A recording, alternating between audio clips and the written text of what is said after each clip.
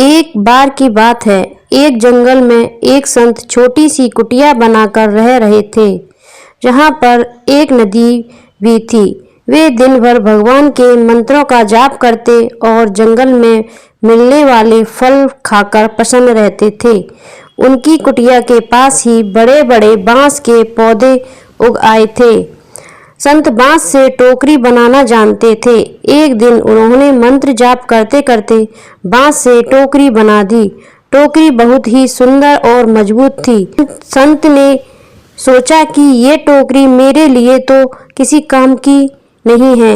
ये सोचकर उन्होंने टोकरी को नदी में बहा दिया। अब संत रोज एक टोकरी बनाते और नदी में बहा देते थे। इस काम में उन्हें आनंद मिलता था और समय भी कट जाता था। कुछ दिन तक तो ये क्रम चलता रहा। संत सोच रहे थे कि ये टोकरी किसी न किसी के काम आ जाएगी। लेकिन एक दिन संत ने सोचा कि मैं ये काम कर रहा हूँ, लेकिन इससे मुझे तो कोई लाभ नहीं हो रहा है। मुझे बिना वजह मेहनत नहीं करनी चाहिए।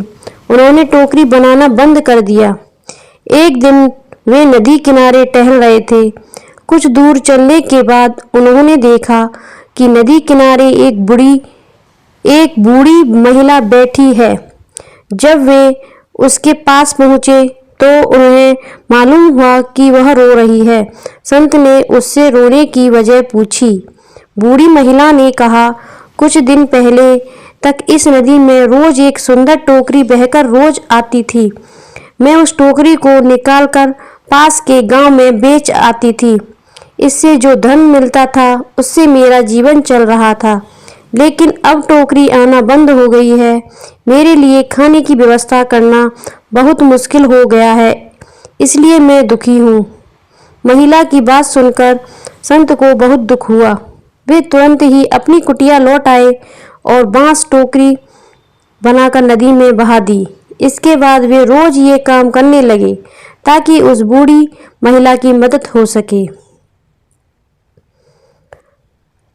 सीख हमें यह मिलती है, स्वार्थ को भूलकर अच्छे काम करें। अच्छे काम निस्वार्थ भाव से किए जाते हैं तो किसी न किसी को उनका लाभ जरूर मिलता है। इसलिए हमें बिना किसी निजी स्वार्थ के भलाई के काम करते रहना चाहिए।